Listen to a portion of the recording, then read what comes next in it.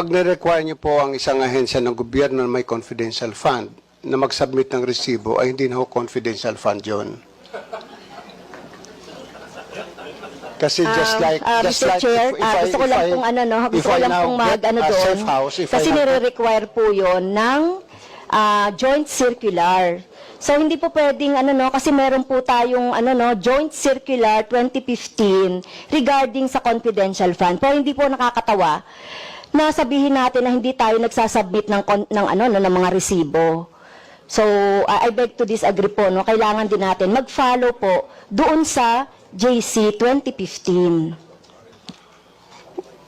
Pagpaunmanhin po ninyo, pero mula po na ako'y maging ombudsman, wala po nagsabi sa akin na mag-submit po kami ng resibo dahil paano ko po re-resibuhan ang isang intelligence officer na sinuyo ko tingnan ang isang bagay o isang kaso. Ano ho resibo ilalagay ko doon? Paano ho ililiquidate sa akin ng intel officer? If I get a safe house, magtataka pa ho kayo, ba't ako kumuha ng safe house? Baka naman yung safe house na yun ay hindi totoo.